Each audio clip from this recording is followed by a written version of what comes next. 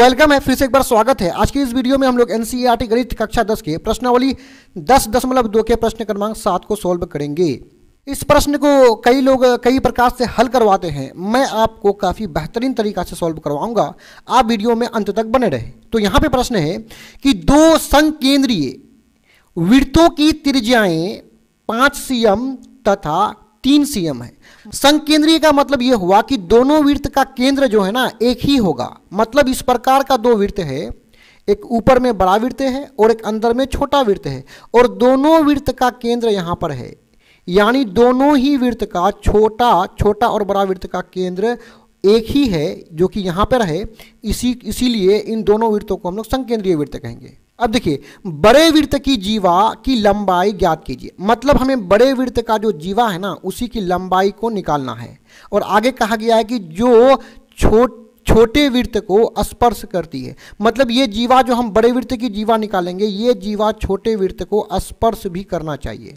मतलब यहाँ पे एक जीवा हम खींचते हैं। देखिए जीवा क्या होता है, ये जो बड़ा वृत्त की जीवा क्या हो, देखिए बड़ा वृत्त जो है, बड़ा वृत्त के एक छोर को दूसरे छोर से ऐसे हम मिला देंगे ना, तो जीवा बनेगा। और ये जीवा छोटा जो वृत्त है, ये छोटा जो वृत्त है, इसको स्पर्श भी होना चाहिए, एक जगह पर टच भी करना चाहिए। तो इस प्रकार का आइए हम लोग यहाँ पे जीवा खींच लेते हैं। देखिए ये जो बड़ा वृत्त है, बड़ा वृत्त को यहाँ से बिंदु ए मान लिए, इसको बिंदु ए से बिंदु बी तक मिलाए, यहाँ पे बी होगा। तो यहाँ जो ए बी है ये जीवा है, जो छोटे वृत्त को यहाँ पर स्पर्श करती है, मतलब छूती है या टच करती है, और इस बिंदु को पी मान लिए। तो हमें इसी ए बी की लंबाई को निकालना है। आगे हमको देखिए यहाँ पे हमें क्या कहा गया है कि बड़े वृत्त का जो त्रिज्या है वो 5 cm है। त्रिज्या कहाँ से होगा, यदि हम यहाँ से यहाँ तक को मिला देंगे तो देखिए केंद्र से बड़ा वृत्त तक है, तो ये बड़ा वृत्त हो जाएगा जो कि 5 cm है। उसी प्रकार बड़ा वृत्त को यहाँ केंद्र से मिला देंगे इस प्रकार, तो यहाँ भी त्रिज्या होगा जो कि कितना है 5 cm। अब देखिए केंद्र से छोटा वृत्त को मिलाएंगे तो वो त्रिज्या कितना होगा, छोटा वृत्त का त्रिज्या जो कि 3 cm है। यानी केंद्र से छोटा वृत्त, यहाँ पे नहीं है छोटा वृत्त, ये छोटा वृत्त देखिए यहाँ पे छोटा वृत्त है, इस प्रकार मिला देंगे तो ये छोटा वृत्त का त्रिज्या है जो कि कितना है 3 सिंपल सा लिख लेंगे 3 cm। अब जो जो चीज हमें दिया हुआ है उसको पहले यहां पे लिख लेते हैं। तो सिंपल सा लिखेंगे, दिया है हमें, देखिए ओ ए क्या है, बड़ी वृत्त की त्रिज्या है, और ओ बी भी क्या है, बड़ी वृत्त की त्रिज्या है। तो बड़े वृत्त की त्रिज्या आपस में क्या होगा, बराबर होगा। यानी ओ ए ओ बी के बराबर है, ओ ए किसके बराबर है, ओ बी के बराबर है। और इन दोनों त्रिज्या का मान कितना है 5 cm है। और ये छोटे वृत्त की त्रिज्या जो OP है, इसकी लंबाई कितना है 3 cm है। यानी OP बराबर है 3 cm। और यहाँ पे जो व्यास है AB, इस AB बड़े वृत्त की व्यास AB को ही हमें निकालना है। तो इक्वल टू AB बराबर प्रश्नवाचक चिन्ह यानी वाट कर लेंगे, इसी का मान हमें निकालना है। देखिए हम लोग पहले से एक बात को जानते हैं कि स्पर्श रेखा, देखिए ये ए बी जो है व्यास तो है, साथ में छोटे वृत्त को बिंदु पी पर क्या किया है, स्पर्श किया है, एक बिंदु पर टच किया है। तो ए बी स्पर्श रेखा है छोटे वृत्त के लिए, और बड़े वृत्त के लिए क्या है, जीवा है। तो हम क्या जानते हैं कि ये जो स्पर्श रेखा ए बी है और स्पर्श बिंदु से जो ये त्रिज्या ओपी खींचे हैं, ये दोनों परस्पर लंब होते हैं। यानी ये ओपी जो त्रिज्या है, क्योंकि ओपी जो त्रिज्या है वो किस पर लंब होगा, ए बी पर लंब होगा, यानी स्पर्श रेखा पर लंब होता है। तो लंब कर लेंगे ए बी। अब ओपी ए बी पर लंब है, तो इस पार वाला कोण कितना हो जाएगा 90 डिग्री, और इस पार वाला भी कोण कितना हो जाएगा 90 डिग्री। तो हम लिख लेंगे कि कोण ओ पी ए, इसीलिए कोण ओ पी ए बराबर 90 डिग्री। और दूसरा जो कोण है कोण ओ पी बी, ये वाला कोण ओ पी बी, ये भी हो जाएगा 90 डिग्री। अब हमें क्या निकालना है, ए बी निकालना है। तो ए बी निकालने के लिए हम थोड़ा सा एक छोटा सा एक बात को समझेंगे। हमें ए बी का लंबाई निकालना है, और ए बी बराबर क्या होगा, A P plus P B. क्या हो जाएगा, ए पी प्लस पीबी, यानी ये एपी की दूरी और पीबी की दूरी दोनों, ये दूरी और ये दूरी को जोड़ेंगे तो हमें एबी की लंबाई, पूरी की लंबाई हमें निकल जाएगा। तो एबी का मान निकालने के लिए सबसे पहले हमें एपी निकालना पड़ेगा और दूसरा पीबी निकालना पड़ेगा। तो एपी का मान हमें इस त्रिभुज से मिल जाएगा और पीबी का मान हमें इस त्रिभुज से मिल जाएगा। तो आइए पहले दोनों मान निकाल लेते हैं। तो सिंपल सा हम क्या करेंगे कि देखिए, अब ये त्रिभुज, इस पार वाला जो त्रिभुज है, इस त्रिभुज में एक कोण 90 डिग्री है, इसलिए ये समकोण त्रिभुज है। तो सिंपल सा लिख लेंगे समकोण त्रिभुज,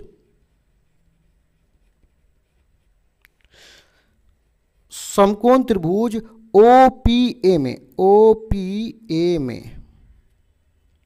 जब ये समकोण त्रिभुज है तो यहां पाइथागोरस प्रमेय लागू होगा, और पाइथागोरस प्रमेय है कर्ण पर स्क्वायर बराबर लंब पर स्क्वायर प्लस आधार पर स्क्वायर। और चलिए इसको आगे बढ़ाते हैं। और यहां पे देखिए, ये 90 डिग्री का कोण है ना, इसके सामने वाला भुजा ये कर्ण हो जाएगा, और कर्ण का मान कितना है 5 है, तो 5 पर कर लेंगे स्क्वायर। और ये जो ओपी है, ओपी लंब हो जाएगा, और लंब का मान कितना है 3 है, तो लंब का मान 3 है, लंब पर स्क्वायर तो इस पर बी स्क्वायर प्लस करेंगे। और नीचे वाला जो ये एपी है ये है आधार, तो आधार का मान कुछ भी नहीं है, तो हम लोग कर लेंगे एपी पर स्क्वायर। अब चलिए इसको आगे बढ़ाते हैं। सिंपल सा 5 पर स्क्वायर मतलब 5 गुना 5, 5 5 6 25 हो जाएगा। 3 पर स्क्वायर मतलब 3 तिया 9 प्लस एपी स्क्वायर हो जाएगा। इधर क्या है 25 है, 9 इस तरफ आएगा तो -9 हो जाएगा, इधर हो जाएगा एपी स्क्वायर। आगे इसको बढ़ाएंगे, देखिए 25 से 9 घटेगा तो 16 हो जाएगा, और यहाँ पे हो जाएगा एपी स्क्वायर। इधर से स्क्वायर हटेगा तो 16 के तरफ रूट आ जाएगा, वर्गमूल आ जाएगा। तो इसको और भी आगे बढ़ाएंगे।